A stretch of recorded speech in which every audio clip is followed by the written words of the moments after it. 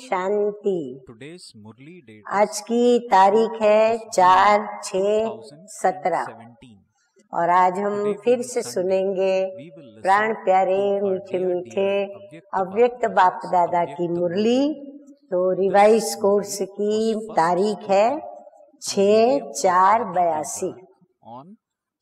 आज मीठे मीठे बाप दादा ने हमें कौन सी शिक्षा दी है, तो सुनते हैं। शीर्षक दास व अधिकारी आत्माओं के लक्षण, जिसमें हमें मीठे मीठे परम सतगुरु, परम शिक्षक, परम पिता परमात्मा ने हम बच्चों को त्याग और तपस्या इस विषय पर बहुत ही अच्छी तरह से, एकदम सरलता से जीवन में भी आ जाए ऐसी बातें सुनाई हैं।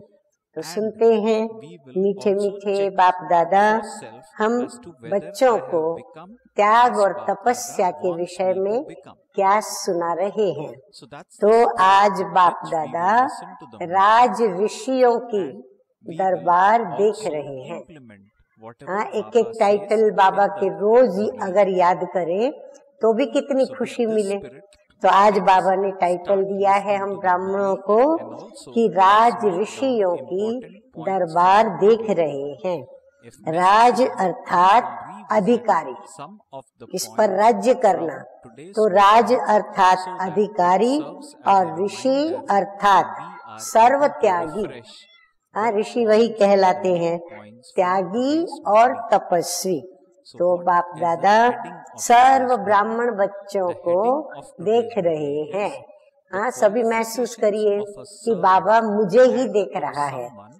तो बाबा देख रहे हैं कि अधिकारी आत्मा और साथ साथ महात्यागी आत्मा, एक तरफ अधिकार और दूसरी तरफ त्याग।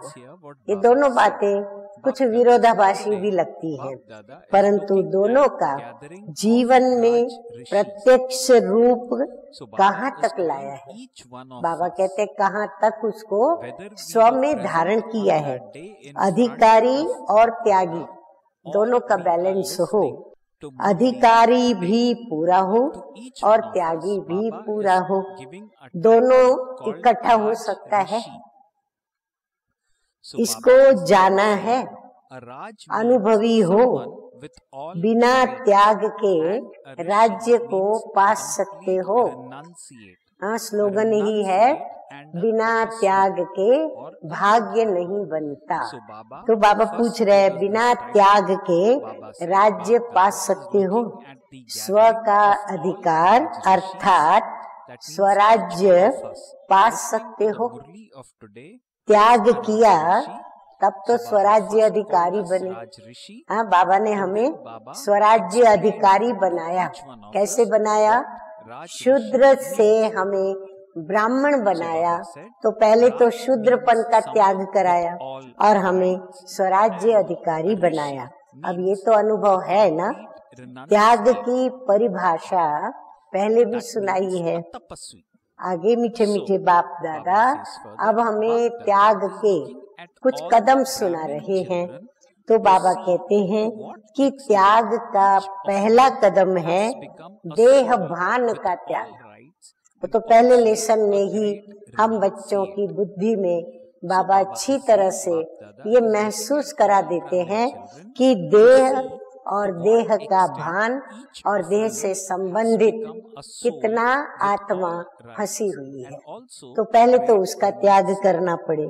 जब देह के भान का त्याग हो जाता है तो दूसरा है देह के सर्व संबंध का त्याग। जब खुद की देह का भान हम त्यागते हैं तो दूसरे नंबर में फिर बात आती है जो भी इस देह से संबंधित संबंध हैं उन सभी का त्याग। जब देह का भान छूट जाता है तो क्या बन जाते? हाँ, मैं देह नहीं हूँ, ये बिल्कुल हमें स्मृति में नहीं रहे तो फिर मैं क्या हूँ? आत्मा, देही व मालिक। आत्मा हूँ या इस देह में मैं देही हूँ या फिर मैं इस देह की मालिक हूँ। देह के बंधन से मुक्त अर्थात जीवन मुक्त राज्य अधिकारी बाबा हमें जन्म से ही जीवन मुक्ति का भी अनुभव साथ साथ कराते जा रहे हैं। जब राज्य अधिकारी बन गए तो सर्व प्रकार की अधीनता समाप्त हो जाती है, क्योंकि देह के दास से देह के मालिक बन गए। हाँ, कहाँ तो हम देह की प्रत्येक कर्मेंद्रियों के दास होकर के चलते थे, और कहाँ अभी मीठे मीठे बाप दादा ने हमें देह के ऊपर मालिकी भाव मेरा कैसे रहे ये सिखाया, और हम मालिक बन गए। दासपन छूट गया। दास और अधिकारी दोनों साथ साथ तो नहीं हो सकते। या मैं अधिकारी आत्मा हूँ या फिर मैं दास हूँ। दासपन की निशानी बाबा बता रहे हैं कि मन से, चेहरे से उदास होना। सभी नोट करें इस बात को। दासपन की निशानी क्या है, लक्षण क्या है, और वो लक्षण यदि कभी मेरी दिनचर्या में आया तो इसका मतलब क्या हुआ, मैं दास बन गई। तो दासपन की निशानी है मन से और चेहरे से उदास होना। उदास होना निशानी है दासपन की, और अधिकारी अर्थात स्वराज्य अधिकारी की निशानी है मन और तन से सदा हर्षित। तो बाबा एक तरफ हमें लक्षण भी सुना रहे हैं और दूसरी तरफ बाबा हमें परिभाषा भी शब्दों की समझाते जा रहे हैं। दास सदा, अब बाबा हमें ये बता रहे हैं कि दास के क्या क्या लक्षण होते हैं। दास सदा अपसेट होगा। अब हम अपने दर्पण में देखेंगे, जिस दिन मैं अपसेट हूँ तो इसका मतलब क्या हुआ, मैं दास बन गई। राज्य अधिकारी, अब उसकी भेंट में बाबा राज्य अधिकारी की निशानी बता रहे हैं कि राज्य अधिकारी सदा सिंहासन पर सेट होगा।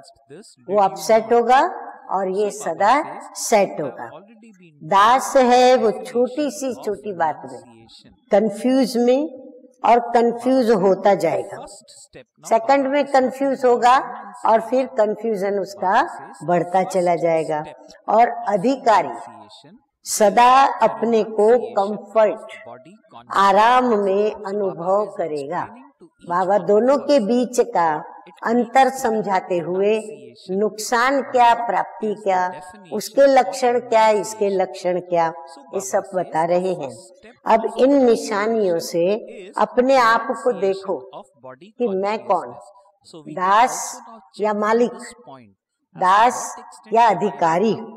दास व अधिकारी, कोई भी परिस्थिति, कोई भी व्यक्ति, ध्यान से सुने सभी, कोई भी परिस्थिति, अच्छी चाहे बुरी, खुशी की चाहे गम की, कोई भी वैभव, चाहे सूक्ष्म वैभव चाहे स्थूल वैभव, वायुमंडल, वायुमंडल कैसा भी हो, शान से परे अर्थात ज्ञान से परे वो हमें परेशान तो नहीं कर देते हैं। हाँ, ये सब बातें हमें अपने जीवन में ज्ञान से भी दूर करते और हमारी स्थिति भी परेशानी वाली बना देते। तो इसीलिए उनसे हमें स्वयं को मुक्त करना है। तो दास अर्थात परेशान, शान खत्म हो गई तो हम परेशान होंगे। और अधिकारी अर्थात मास्टर, सर्वशक्तिमान, हाँ वो कमजोर है इसीलिए इन लक्षणों के वशीभूत है, परंतु मास्टर सर्वशक्तिवान होगा जो अधिकारी होकर के चलता है। फिर उसका दूसरा लक्षण विघ्न विनाशक स्थिति की शान में वो स्थित होगा। कौन सी शान में? विघ्नों को विनाश करने की शान की स्थिति। तो वो इतना स्वयं को कैपेबल, पावरफुल, सक्षम समझेगा। परिस्थिति व वैभव या व्यक्ति शान में रहे, वो मौज से देखता रहेगा। चाहे व्यक्ति हो, वैभव हो, वायुमंडल हो या परिस्थितियां हो, वो सबको कैसे देखेगा? शान से देखेगा। उसको कोई उसके ऊपर प्रभाव नहीं पड़ता। वो उससे कभी प्रभावित होकर के उसकी स्थिति नहीं बिगड़ती। दास आत्मा सदा अपने को परीक्षाओं के मझधार में अनुभव करेंगी। हाँ, जैसे नाव बीच भंवर में आ जाती है, मझधार में आ जाती है, तो कितनी डावाडोल रहती है। तो बाबा कहते हैं दास आत्मा सदा अपने को यही समझेगी, ये परिस्थिति, वो परिस्थिति, कभी खुशी, कभी गम, कभी आशा, कभी निराशा, तो वो मझधार में स्वयं को अनुभव करेगी। अधिकारी आत्मा फिर क्या करेगी? वो नाव में बैठी हुई व्यक्ति नहीं होगी, लेकिन नाव में बैठकर माझी बनी, यानी खिवैया बनी नैया को मजे से परीक्षाओं की लहरों से खेलते खेलते पार करेगी। हाँ, वो आत्मा इतनी पावरफुल होगी। आगे मीठे मीठे बाप दादा कहते हैं कि बाप दादा दास आत्माओं की, जो दास बन जाते हैं, ऐसी आत्माओं की कर्म लीला देख। हाँ, भगवान की भी लीला कहते हैं ना, ऐसे माया की भी अपनी लीला, परंतु ऐसे बच्चों की भी अपनी लीलाएं होती है। तो दास आत्माओं की कर्म लीला को देख क्या होता होगा बाबा को मन में? बाबा को रहम के साथ साथ मुस्कुराते हैं। हाँ, बाबा को बहुत रहम पड़ता है। साकार में भी एक हंसी की कहानी सुनाते थे। दास आत्माएं क्या करत भई? हाँ, तो याद है, कहानी याद है, सुनाया था ना। हाँ, बाबा कहते याद है, मैंने सब बच्चों को सुनाया है। कौन सी कहानी? चूहा जाता, चूहे को निकालते तो बिल्ली आ जाती, बिल्ली को निकालते तो कुत्ता आ जाता, एक निकालते दूसरा आता, दूसरे को निकालते तीसरा आ जाता। इस ही कर्म लीला में वो बिजी रहते, क्योंकि दास आत्मा जो है तो कभी भी आंख रूपी चूहा कभी धोखा दे देता। हाँ, कौन सा चूहा आया? आंखों में वृत्तियों के द्वारा अशुद्धता का, देह भान का चूहा कभी आंखों को धोखा देता। कभी कान रूपी बिल्ली धोखा दे देती। हाँ, परचिंतन की बातें सुनकर धोखे में आ जाते। कभी बुरे संस्कार रूपी शेर, शेर जंगल का राजा, तो संस्कार कर्मों को श्रेष्ठ बनाने के लिए निमित्त होते हैं, तो बुरे संस्कार रूपी शेर वार कर लेते। और बिचारी दास आत्मा, अभी इतना शेर सामने आ जाएगा तो दास आत्मा का हाल क्या? उन्हों को निकालते निकालते उदास रह जाते हैं, थक जाते हैं ना, फिर थक करके क्या करते हैं? उदास हो जाते हैं।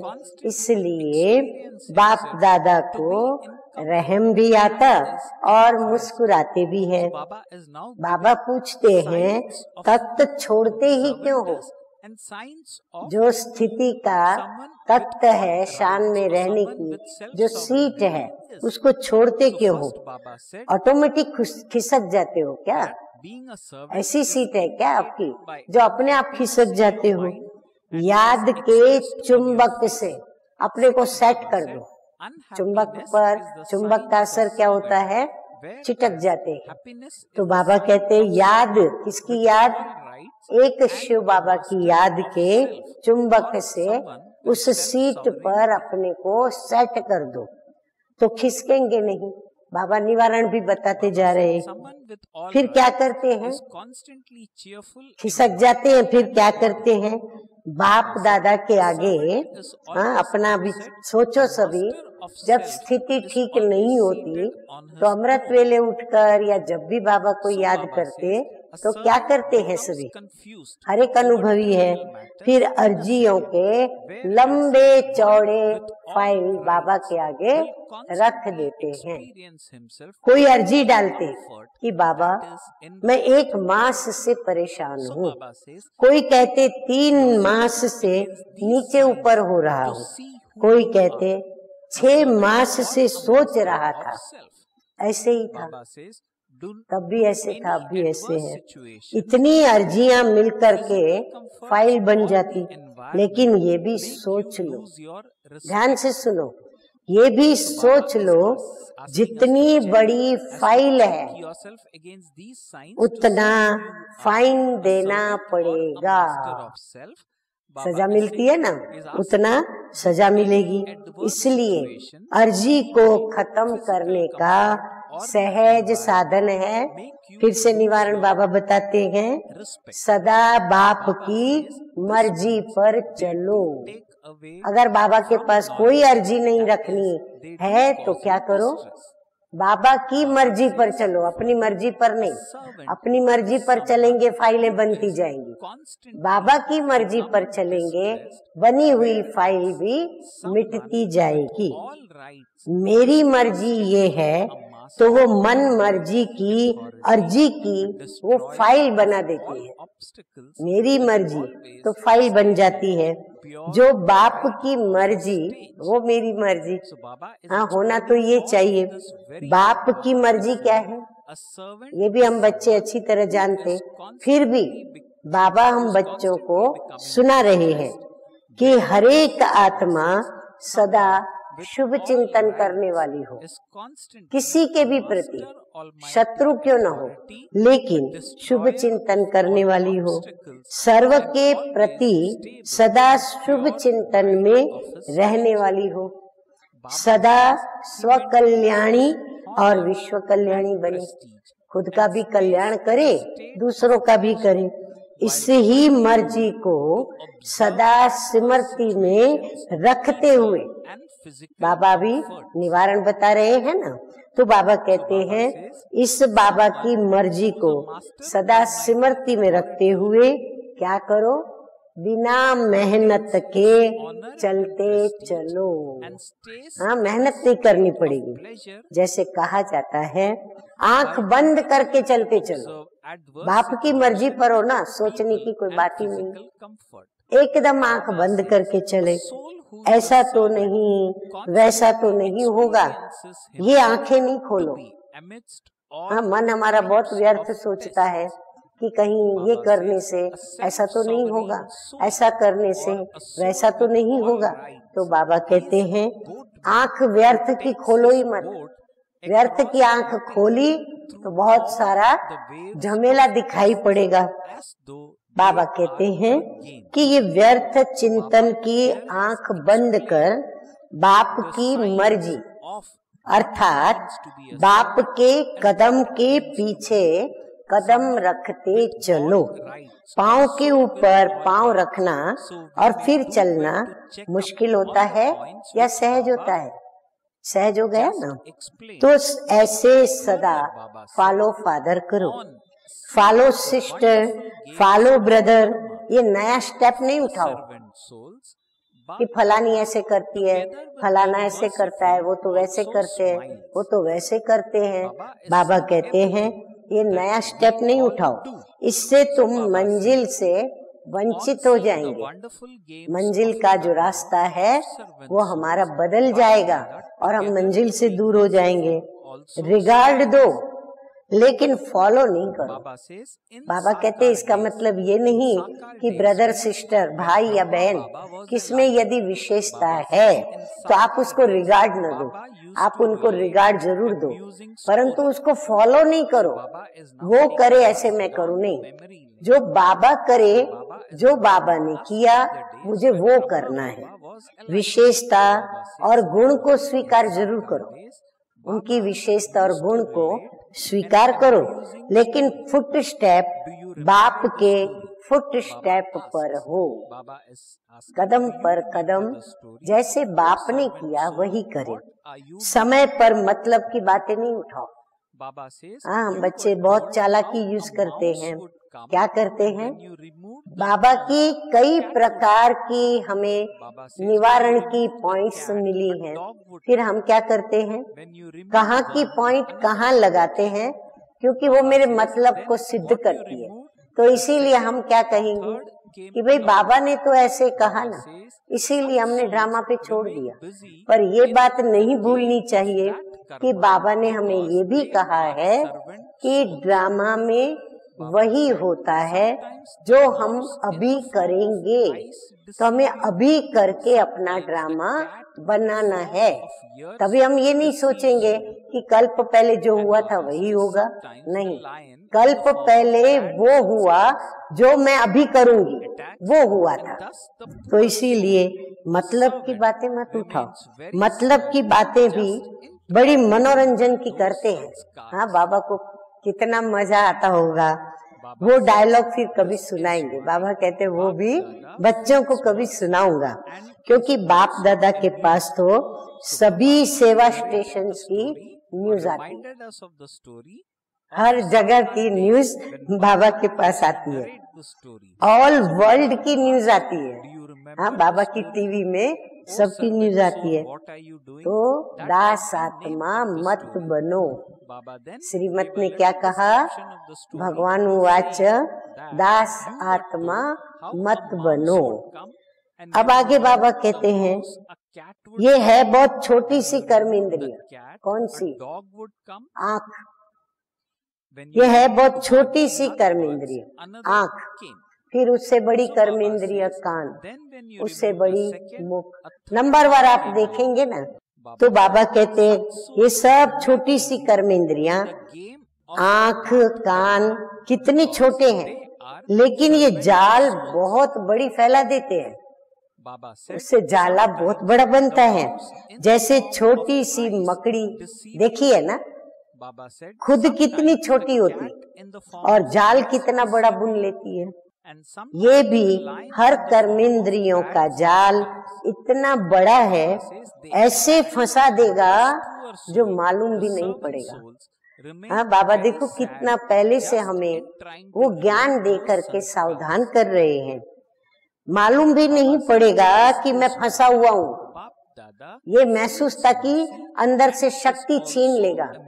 फिर कोई कितना भी समझाएंगे कि आप ये कर्म गलत कर रहे हो, ये ठीक नहीं है, पर हम मानेंगे नहीं, क्योंकि हमें महसूस ही नहीं होगा, इसलिए कि मैं उसमें फंस चुकी हूँ आत्मा। इसीलिए हम कभी फंसे नहीं तो हमें क्या करना पड़े।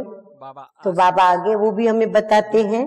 बाबा कहते हैं ये ऐसा जादू का जाल है जो ईश्वरीय होश से, ईश्वरीय मर्यादाओं से बेहोश कर देता है।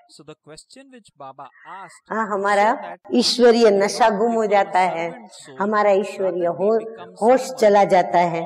और कोई बेहोश होता है ना, तो बेहोश को कुछ पता नहीं होता है, बेहोश जैसे हो जाते हैं। जाल से निकली हुई आत्माएं कितना भी उन दास आत्माओं को महसूस कराएं, लेकिन बेहोश को महसूसता क्या होगी? वो बेहोश पड़ा है, लोगों की भीड़ जमा हो गई है, उसके लिए क्या क्या यत्न हो रहे हैं, उसको कुछ पता नहीं चलता, क्योंकि वो बेहोश पड़ी है। स्थूल रूप में भी बेहोश को कितना भी हिलाओ, हाँ, तो भी वो आंख खोल के होश में नहीं आते। कितना भी समझाओ तो भी होश में नहीं आते। बड़े बड़े माइक कान में लगाओ, लेकिन वो सुनेगा? तो बेहोशी में उसको पता नहीं क्या क्या सुनाई पड़ेगा। तो ये जाल भी ऐसा बेहोश कर देता, फिर क्या मजा होता है। देखो बाबा कितना मजा लेता है हम बच्चों की इन बातों में, और हम बच्चों को ये मजा कोई हमारा न ले। ये तो बाबा है जो हमको निवारण बता के उस फंसे हुए जाल से बाहर निकालता है। परंतु आत्माएं यदि इस प्रकार से करे तो सोचो हमारी गति क्या होगी। बेहोशी में कई बोलते भी बहुत है, आंखें बंद पड़ी होगी, होश भी नहीं होगा, और जो भी अंदर में उनकी समाई हुई बातें हैं वो उसकी बोलते जाते हैं, लेकिन वह बोल भी बिना अर्थ के भी होते हैं। कई तो इतने बोल ऐसे व्यर्थ बोलते जाते, कोई अर्थ नहीं। ऐसे रूहानी बेहोशी की स्थिति में अपना स्पष्टीकरण भी बहुत देते हैं। जैसे समाई हुई बातें होती है ना, तो अंदर में जो भी बातें उनकी भी समाई हुई होती है, वो फंसे हुए को जब हम निकालने के लिए समझाते हैं तो बाबा कहते हैं वो अपना स्पष्टीकरण बहुत देते हैं अपनी बात को समझाने, लेकिन वो सब होता बेअर्थ है। 2 मास की 6 मास की पुरानी बातें, यहाँ की बात वहाँ की बात बोलते रहेंगे। हाँ, अक्सर आप देखेंगे कि पहले 3 मास पहले इसने ऐसे किया था मेरे से, 6 मास पहले ऐसे किया था, अभी तक मुझे भूला नहीं है, अभी तक मुझे उसका ये याद है। ऐसे बोल करके वो बातें बोलते रहेंगे। ऐसी है ये रूहानी बेहोशी। बातें तो छोटी सी होती है, लेकिन बेहोशी की जो जाल है बाबा कहते हैं वो बहुत बड़ी है। अब इससे निकलने में भी टाइम बहुत लग जाता है, क्योंकि जाल बहुत बड़ी है, तो उस जाल से बाहर आने में बहुत टाइम लगता है। क्यों? क्योंकि जाल की एक एक तार को काटने का प्रयत्न करते हैं कि ये कटे तो ये हो, ये कटे तो फिर ये आगे बढ़े, ये इतना आगे बढ़े तो और आगे मेरी उन्नति ऐसे हो। तो एक एक तार को काटने का प्रयत्न करते हैं। जाल कभी देखी है? आप लोगों के प्रदर्शनी के चित्रों में भी है। जाल खत्म कर लो, बाबा कहते जाल खत्म कर लो। मकड़ी भी अपनी जाल को पूरा स्वयं ही खा लेती है। ऐसे विस्तार में न जाकर, अब बाबा फिर से निवारण बताते हैं कि विस्तार में न जाकर विस्तार को बिंदी लगाए, बिंदी में समा दो। बस बिंदी बन जाओ, बिंदी लगा दो, बिंदी में समा जाओ। कितनी अच्छी बात, शॉर्ट में बिंदी बन जाओ, बिंदी लगा दो, बिंदी में समा जाओ। ये 3 बिंदु जो हमें पक्के कर लेने हैं, तो सारा विस्तार, सारी जाल सेकंड में समा जाएगी और समय भी बच जाएगा, मेहनत से भी छूट जाएंगे।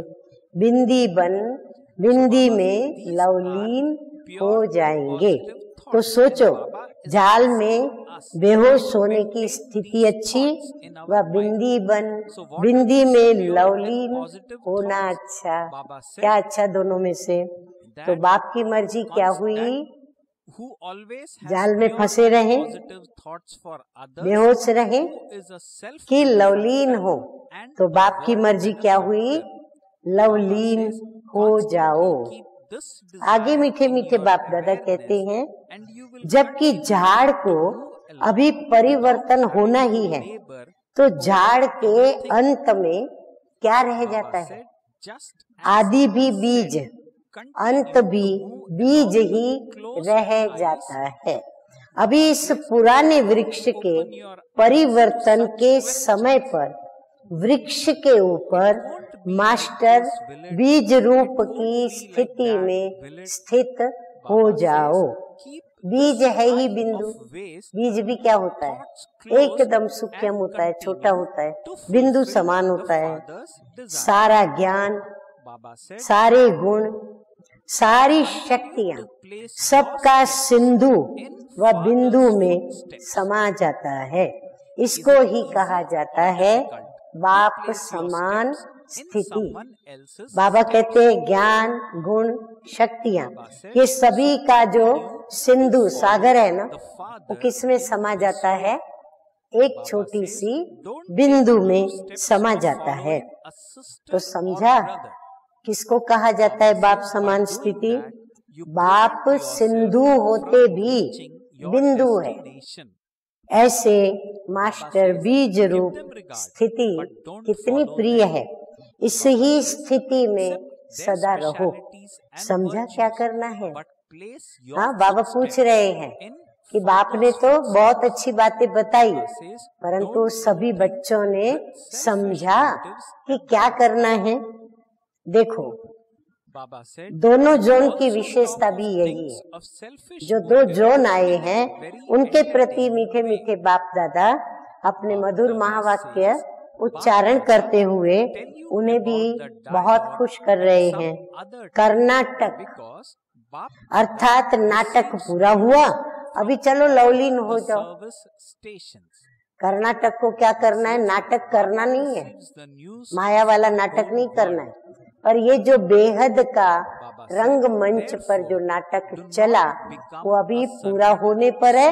अभी घर चलने का वक्त आ गया, तो उसके लिए क्या करो? बिंदु में लवलीन हो जाओ। और यूपी में भी दूसरा जोन है, यूपी उत्तर प्रदेश। तो बाबा कहते हैं कि यूपी में भी नदियां बहुत होती है, तो नदी सदा सागर में समा जाती है। हाँ, नदी का अस्तित्व क्या है? सागर, तो वो वहाँ समा जाती है। तो आप भी सागर में समा जाओ, अर्थात लवलीन हो जाओ। दोनों के लिए एक ही पाठ, दोनों के लिए क्या, लेकिन हर एक आत्मा के लिए ये एक ही पाठ पक्का करना है कि हमें बिंदु में लवलीन हो जाना है। तो दोनों जोन की ये विशेषता है ना, इसलिए शान से लवलीन स्थिति में सदा बैठे रहो। शान से बैठो, सीट पर सेट हो, और फिर उसमें भी लवलीन स्थिति में तो मजे से बैठो। नीचे ऊपर नहीं आओ। घड़ी में सीट से उतरो, फिर सीट पर बैठो, फिर उतरो, फिर बैठो। आवागमन का चक्कर तो अब पूरा किया ना, आना और जाना, जन्म और पुनर्जन्म, ये चक्र तो पूरा किया। अभी तो आराम से शान से बैठ जाओ। अब तो लास्ट जन्म, बस अब तो मीठे मीठे बाबा के साथ अपने घर जाना है। अच्छा, ऐसे सदा सर्व अधिकारी और सर्व त्यागी, सदा बेहोशी की जाल से मुक्त, आवागमन से मुक्त मास्टर बीज रूप की स्थिति में लवलीन रहने वाले किन आत्माओं को याद प्यार और नमस्ते याद करो। बाबा ने मुरली की शुरुआत में हम ब्राह्मणों को क्या टाइटल दिया? तो ऐसे राज ऋषि आत्माओं को बाप दादा का याद प्यार और नमस्ते। हम रूहानी बच्चों का रूहानी बाप दादा को याद प्यार, गुड मॉर्निंग और नमस्ते नमस्ते। आज फिर विशेष मीठे मीठे बाप दादा ने टीचर्स जो कि बाबा की साथी सेवाधारी हैं, उन्हों को भी याद किया है और उन्हों के प्रति भी शिक्षाएं बाबा बता रहे हैं। तो बाप दादा बोले, सभी निमित्त आत्माएं होना, सभी टीचर्स के प्रति सभी निमित्त आत्माएं होना, सदा अपने को सेवा अर्थ निमित्त आत्मा हूँ ऐसा समझकर चलते हो। निमित्त आत्मा समझने से सदा दो विशेषताएं साकार रूप में दिखाई देगी। अब वो दो विशेषताएं कौन सी? सदा नम्रता के द्वारा निर्माण करते रहेंगे। दूसरा, संतुष्टता का फल खाते और खिलाते रहेंगे। बाबा ने बहुत अच्छी दो विशेषताएं बताई। एक तो टीचर बड़ी नम्रता वाली होगी, और नम्रता जहाँ होगी वहाँ निर्माण का कार्य भी सहज होगा। और दूसरी बात बाबा ने बताई विशेषता कि वो सदा ही संतुष्टता का फल खाते और खिलाते रहेंगे।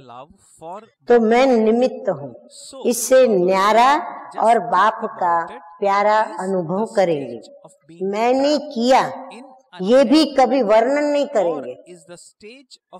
हम लोगों को बहुत ही चाहना रहती है, चलो चाहना न भी हो तो भी संस्कारों के अंदर इतना मेरापन रहता है कि कोई अच्छा कार्य हुआ तो उस अच्छे कार्य का यश लेने के लिए हम एवर रेडी रहते हैं।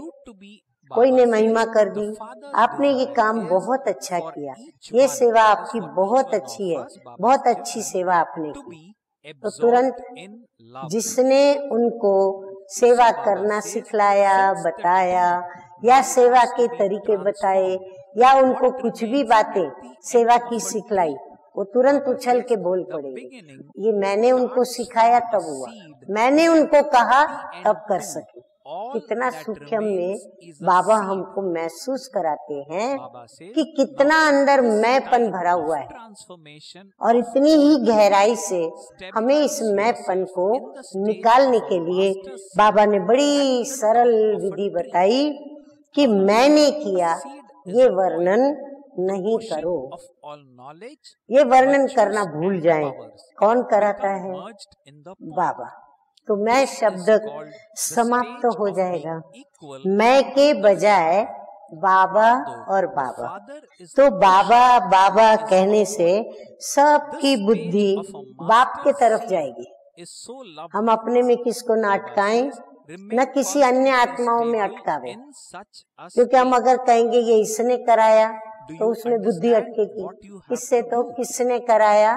बाबा ने कराया। तो बाबा बाबा जिसने निमित्त बनाया उसकी तरफ बुद्धि लगने से आने वाली आत्माओं को विशेष शक्ति का अनुभव होगा।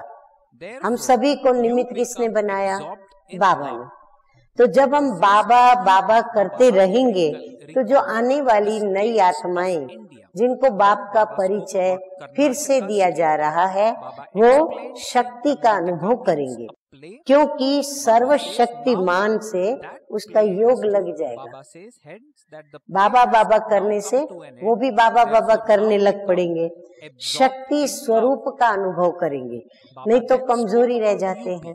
और जितना हम बाबा बाबा करते हैं उतनी शक्तियां बढ़ती जाती हैं, कमजोरियां मिटती जाती है। तो निमित्त समझकर चलना यही सेवाधारी की विशेषता है। जो निमित्त बन के करेगा कभी वो किसी के ऊपर उपकार नहीं करेगा, कभी वो जताएगा नहीं कि मैंने सहयोग दिया, मैंने ये मदद की तभी ये कार्य हुआ। बाबा कहते नहीं, ये सेवादारी की विशेषता रहेगी कि वो जो भी काम करेगा वो बाबा बाबा बाबा कह के करेगा। देखो सबसे बड़े से बड़ा सेवाधारी कौन है जानते हो? बाबा। हाँ, बाबा कहते हैं ना, मैं मोस्ट ओबीडियंट सर्वेंट हूँ। तो सबसे बड़े से बड़ा सेवाधारी बाप है, लेकिन उनकी विशेषता ही ये है जो अपने को निमित्त समझा। साकार ब्रह्मा बाबा ने क्या किया? अपने को सदा निमित्त समझा, मालिक होते हुए भी निमित्त समझा कि नहीं सब कुछ बच्चों का है, सब बच्चे करते हैं, बच्चे बहुत मेरे से भी ज्यादा होशियार हैं, तो अपने को निमित्त समझा। निमित्त समझने के कारण सबका प्रिय हो गया। तो निमित्त हूँ, न्यारी हूँ, प्यारी हूँ, यही सदा स्मृति में रख कर चलो। सेवा तो सब कर रहे हो। हाँ, निमित्त हूँ, बाबा ने बनाया। न्यारी हूँ, सब कुछ करते मैं बिल्कुल कर्म फल से भी न्यारी हूँ। तो मैं फिर किसकी प्यारी हूँ? एक बाबा की मैं प्यारी हूँ। तो ये सब स्मृति में रख कर चलो। सेवा तो सब कर रहे हो, ये लॉटरी तो मिल गई। हाँ, सभी को सेवा करने की लॉटरी मिल गई, लेकिन इस मिली हुई लॉटरी को सदा आगे बढ़ाना वहां तक रखना ये आपके हाथ में। वो बनी रहे लॉटरी हमारे पास, इतनी हम खर्च न कर डाले कि हम फिर वापस देवाला मार दे। तो लॉटरी को अंत तक साथ में रखना ये आपके हाथ में है। बाप ने तो दे दी, बाप ने तो आपको लॉटरी दे दी, अब उसको बढ़ाना ये किसका काम है? ये आपका काम है। भाग्य सबको एक जैसा बांटा गया। हाँ, बाबा ने भाग्य बांटने में, प्रभु ने, ईश्वर ने भाग्य बांटने में कोई भेदभाव नहीं किया, एक जैसा बांटा।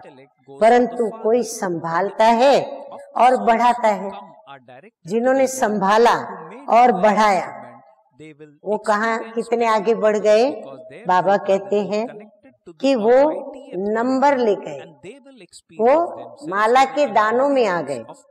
जो नहीं संभालते, नहीं बढ़ाते, वो फिर नंबर वार में आ गए। कितना फर्क पड़ गया।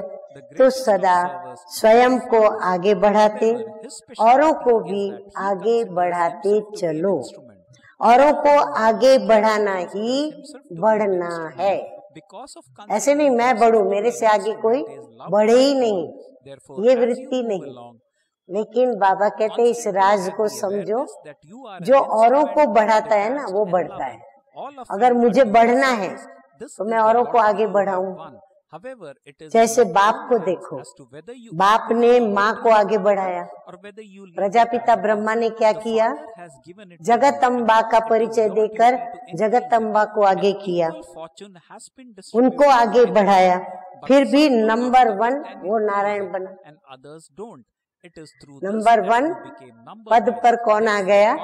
श्री कृष्ण, जो स्वयंवर के बाद नारायण बना। फिर सेकंड नंबर लक्ष्मी बनी। हाँ, इतना देखो भाग्य कितना ऊंचा प्राप्त होता है। लेकिन कब बढ़ा, कब बना? बढ़ाने से बढ़ा। बढ़ाना माना पीछे होना नहीं। अक्सर सभी में ये एक संकुचित मानस से ये सोच आ जाता है कि अगर ये मेरे से आगे बढ़ गई, क्या इसने वो बढ़ने की टेक्निक सीख ली तो वो आगे बढ़ जाएगी, मैं पीछे रह जाऊंगी। लेकिन बाबा कहते हैं ऐसा नहीं है। वो भले आगे बढ़े, उसमें हम खुश रहे और उसको बढ़ाने में हम मदद करें तो हम स्वयं भी आगे बढ़ेंगे। तो बढ़ना माना पीछे, बढ़ाना माना पीछे होना नहीं, बढ़ाना माना बढ़ना। सभी सेवाधारी मेहनत बहुत अच्छी करते हो, मेहनत को देखकर बाप दादा खुश होते हैं। लेकिन निमित्त समझकर सेवा करो तो सेवा 1 गुना से 4 गुना हो जाएगी। सेवा को बढ़ाना चाहते हो तो बाबा कहते क्या करो? निमित्त समझ के करो, अपने आप सेवा 4 गुना बढ़ जाएगी। बाप समान सीट मिली है, कम बात थोड़ी है। हर बात में हम मास्टर, हाँ बाप समान है, तो बाप समान सीट मिली है। अभी इस सीट पर सेट होकर के सेवा को बढ़ाओ। अच्छा, अभी हम सुनेंगे वरदान। तो आज सतगुरु बाप के द्वारा क्या वरदान मिला है? सर्व प्राप्तियों की खुशियों में उड़ते हुए मंजिल पर पहुंचने वाले स्मृति स्वरूप भव। हाँ, बाबा वो वरदान दे रहे हैं, ऐसी स्मृति में रहे हम जिसमें हमें सर्व प्राप्तियां हो, खुशियां मिले और हमें पंख मिल जाएं ताकि हम अपनी मंजिल पर पहुंच जाएं। मीठे मीठे बाप दादा कहते हैं कि ब्राह्मण जीवन में आदि से अब तक जो भी प्राप्तियां हुई हैं उनकी लिस्ट स्मृति में लाओ। तो सार रूप में यही कहेंगे कि अप्राप्त नहीं कोई वस्तु ब्राह्मण जीवन में, और ये सब अविनाशी प्राप्तियां हैं। जो भी ब्राह्मण जीवन में हमें प्राप्त हुआ है उसका नाश नहीं होगा। ये अविनाशी प्राप्तियां हैं। इन प्राप्तियों की स्मृति इमर्ज रूप में रहे, अर्थात स्मृति स्वरूप बनो, तो खुशी में उड़ते मंजिल पर सहज ही पहुंच जाएंगे। प्राप्ति की खुशी कभी नीचे हलचल में नहीं लाएगी, क्योंकि संपन्नता अचल बनाती है। स्लोगन है, बिंदु स्वरूप की स्मृति में रहने के लिए, अब निवारण फिर से बता रहे हैं बाबा, बिंदु स्वरूप की स्मृति में रहने के लिए ज्ञान, गुण और धारणा में सिंधु समान बनो, यानी सागर बनो। अच्छा, ओम शांति।